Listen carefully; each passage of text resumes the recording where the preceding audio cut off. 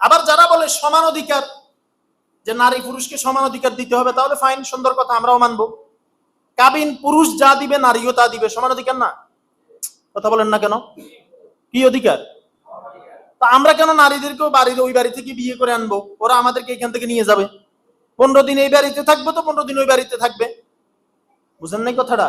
আমরা কেন শুধু মেয়েদেরকে সাজানি দিব? মেয়েরাও আমাদেরকে দিবে সমান অধিকার।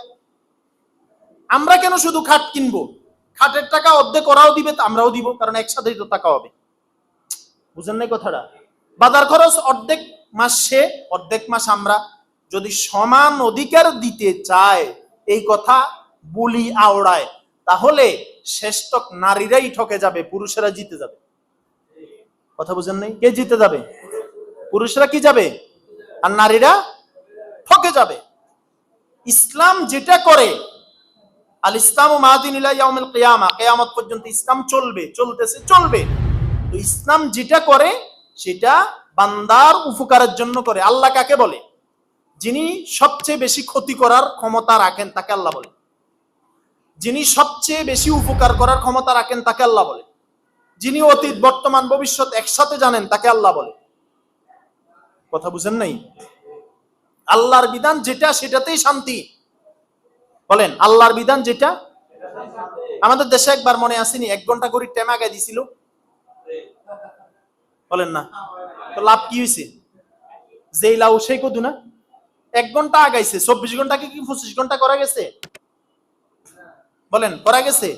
যেই লাউ সেই কদু, কোনো লাভ হবে না।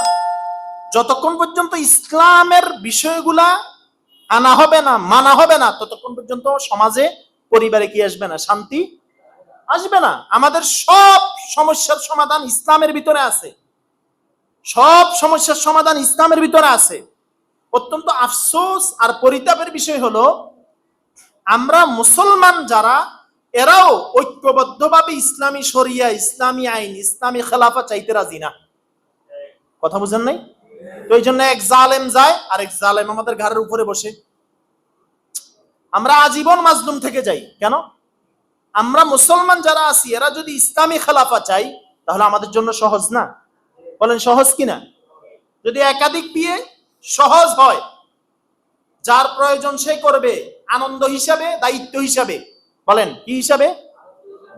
এবং নৈতিক জায়গা থেকে করবে, গোপনে করবে না। গোপনে করে রাখলো, বাস মন চায় তো তালাক দিয়ে দিল। আমরা এটার পক্ষে না, বলি না এটা। আপনি দায়িত্ব নিয়ে করতে হবে, দায়িত্ব মনে করে করতে হবে। সময় কাটানোর জন্য করবেন বিষয়টা এমন না, সময় তো এমনি কাটানো যাবে।